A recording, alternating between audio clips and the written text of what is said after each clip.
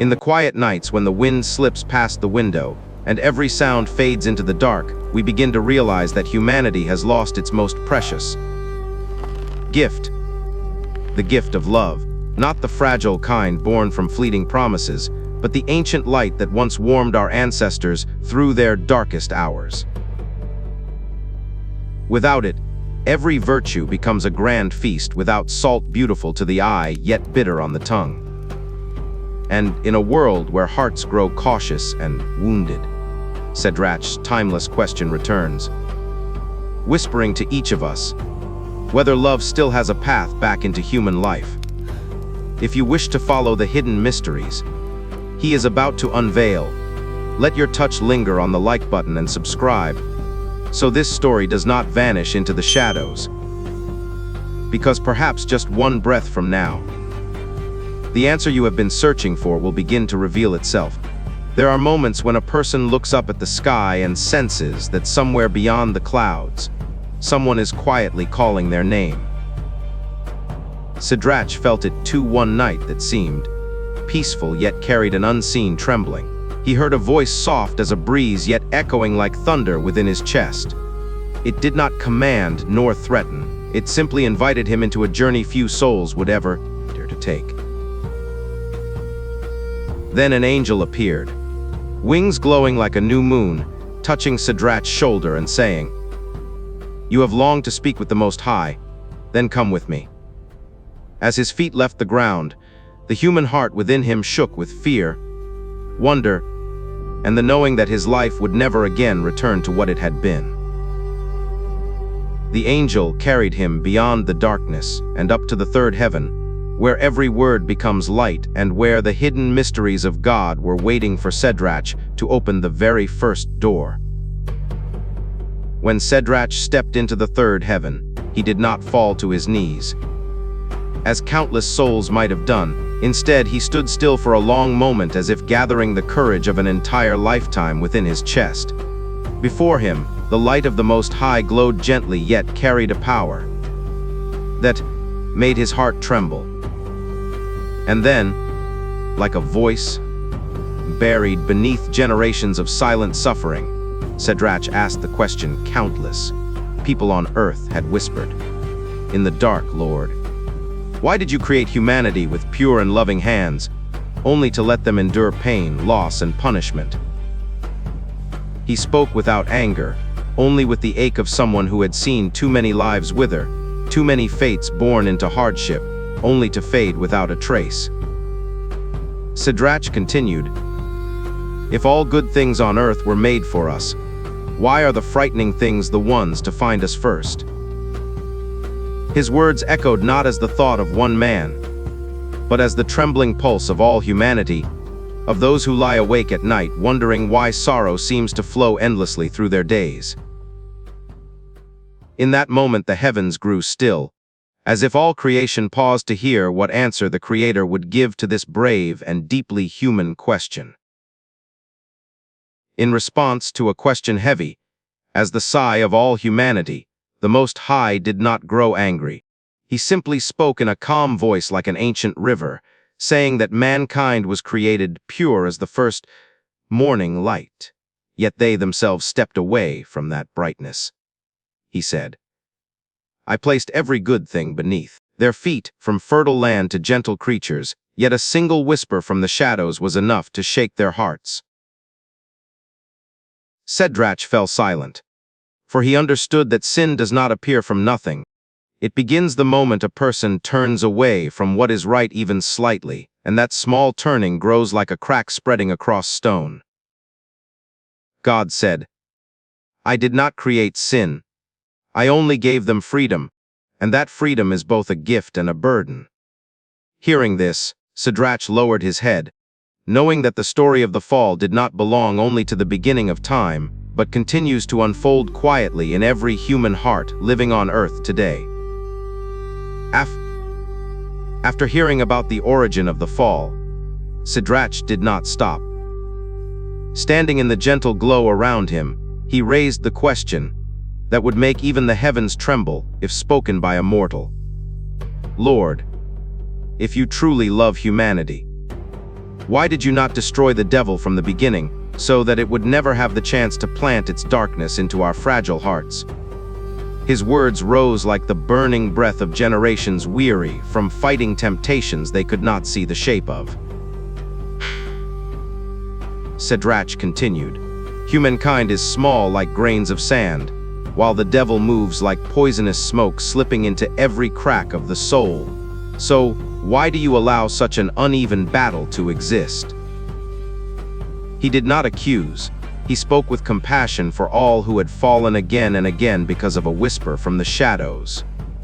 The heavens fell silent, as if even the angels were listening to see whether this question crossed the boundary a soul was allowed to touch. SEDRACH pressed on. "If you can extinguish evil with a single gesture, why choose the path where humans must struggle, stumble, and bleed on their own?" His question was not about fairness, but about tenderness, about the ache of watching people battle an unseen enemy they never had the strength to fully understand. Before questions that seemed able to shake the heavens themselves, the Most High spoke with a calmness like early morning light. He said, "I have given humanity a gift. Even the angels do not possess the gift of freedom, and freedom cannot exist without the ability to choose. The darkness outside is not as frightening as the darkness within the human heart, for it is there that the fall finds its first foothold. I did not destroy the devil, because if every danger were erased, humanity would never learn where their responsibility begins, nor understand what it means to rise after falling." SEDRACH felt his heart sink, realizing that freedom is not only a privilege, but a burden each soul must carry alone. God continued softly, "I am always beside them, but I cannot choose in their place. For the greatest beauty of a human life is when one steps out of the shadows by the light they discover within themselves." Though the Most High had spoken with clarity, SEDRACH could not quiet the heaviness in his heart. He lifted his gaze, eyes filled with the sincerity of someone carrying the sorrows of the world, and said, "Lord, if you teach us not to return evil with evil, why then are the punishments you place upon humanity so severe?" As his words faded, the air itself seemed to thicken, for SEDRACH was not questioning a rule but seeking the fairness that generations of mortals had long pursued. He continued, "Mankind is fragile, easily swayed, sometimes falling into sin from a single moment of weakness. So, when they stumble, do they truly deserve to face fire and judgment?" He spoke of earthly parents who, though their children err, correct them with love, rather than crush them beneath harsh retribution. SEDRACH's voice trembled, slightly, carrying the echo of countless souls who have suffered for choices even they did not fully understand. He asked, "If you are love, then why does sorrow cling so tightly to the world? Why does punishment arrive faster than forgiveness?" The heavens held their breath, for rarely had any soul stood before the infinite light and dared speak what so many hearts had felt but never voiced aloud. SEDRACH was not defying God. He was pleading for understanding, hoping to carry a truth back to those still struggling between right and wrong, between hope and despair, between the longing for mercy and the fear of paying for their failures with their entire lives.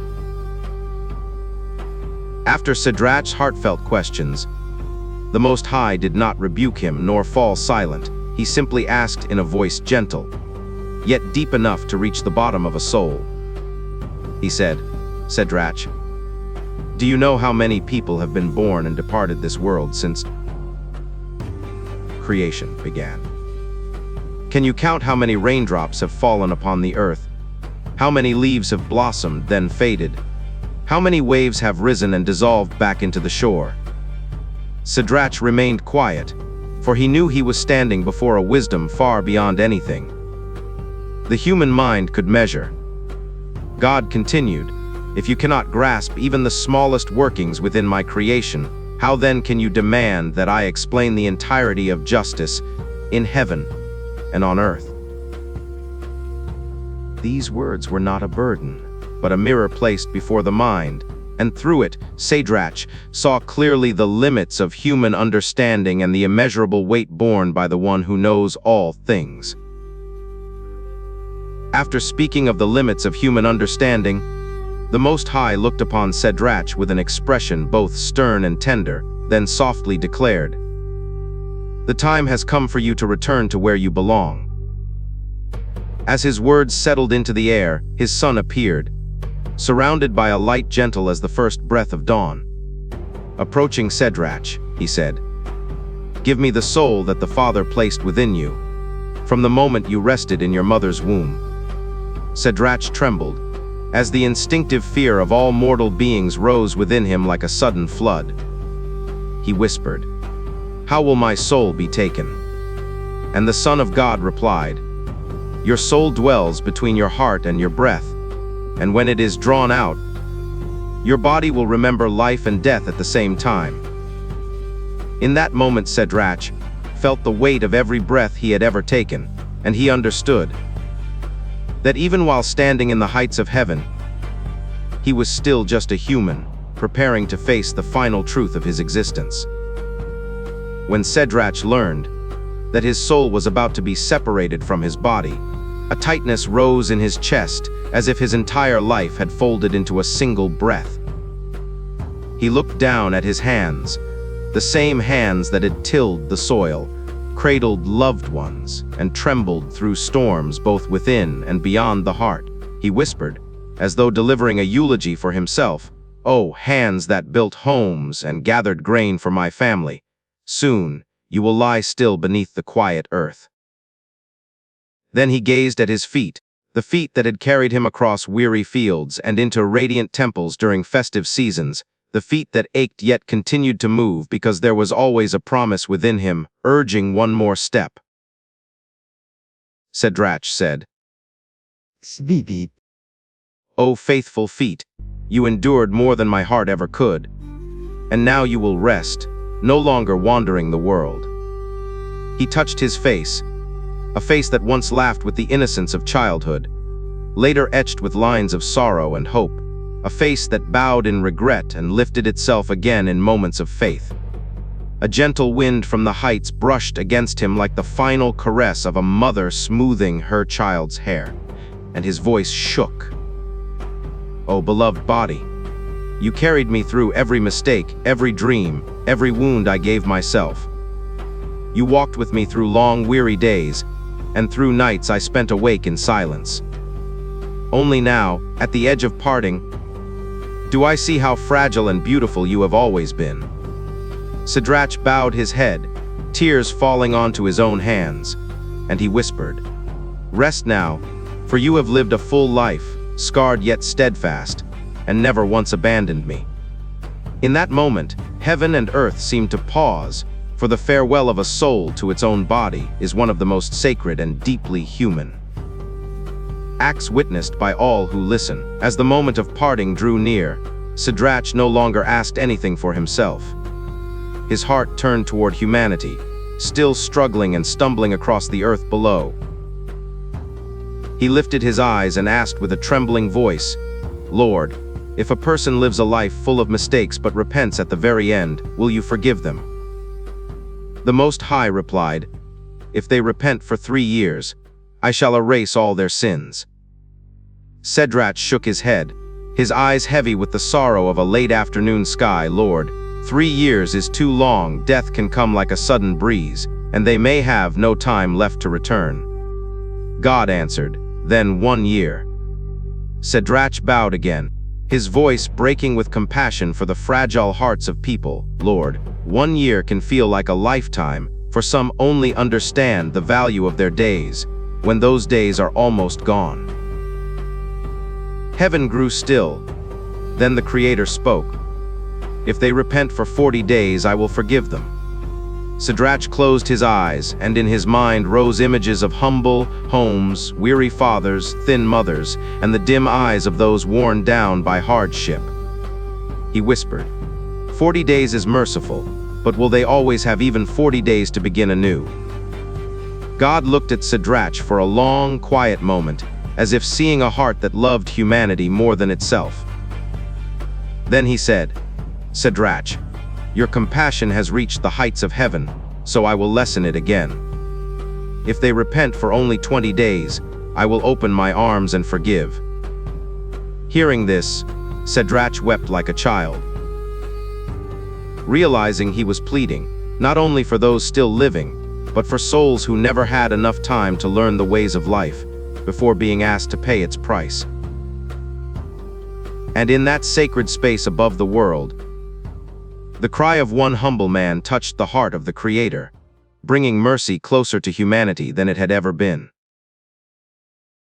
After SEDRACH's plea overflowing with human compassion, the heavens seemed to fall silent, leaving only a gentle light embracing him as if soothing the worries of a heart far too kind for its own comfort. The Most High looked at SEDRACH, and his gaze no longer carried the sternness of a judge but the tenderness of a father who understands the struggles of the children he has sent into the world. He spoke softly, "SEDRACH, I have heard your cry, and your cry is the cry of all humanity. Therefore I promise this: if they repent for only 20 days, their sins will be erased, and the chains of their past will fall away." His words drifted through the heavens like warm wind sweeping across a winter field, and SEDRACH trembled, for he knew this was more than a concession. It was mercy gifted even to the weakest of souls. God continued, "And SEDRACH, whoever speaks your name, whoever records this story, whoever uses it to remind others of goodness, they shall not enter the place of punishment, for my compassion will cover them." Hearing this, SEDRACH could not hold back his tears, not from fear of death, but from knowing that humanity now had a doorway cut through the darkness, a chance to return to the light even when only a few fragile days of life remained. And in that high place above the world, the promise of God was no longer for one man alone, but for all who stand trembling between wrongdoing and hope. As the promise of God still echoed through the heavens, SEDRACH knew his journey had come to its gentle end. He looked once more at the familiar body he had worn through the joys and tremblings of a human life, then smiled softly, like a father letting go of his child so it may walk its own path. The light before him widened, not harsh but warm, like the dawn rising over a quiet hillside where the scent of new rice and morning birdsong makes the heart settle peacefully. SEDRACH stepped forward, each step light as a breath, carrying with him all the compassion he had gathered from a lifetime of questioning on behalf of humankind. And when the light finally embraced him, some said they felt a warmth spread across the heavens, as if the kindness of one mortal soul had been woven into eternity. SEDRACH did not vanish, he simply returned to the light, leaving behind the quiet assurance that mercy still flows so softly along every road where humanity searches for its way home.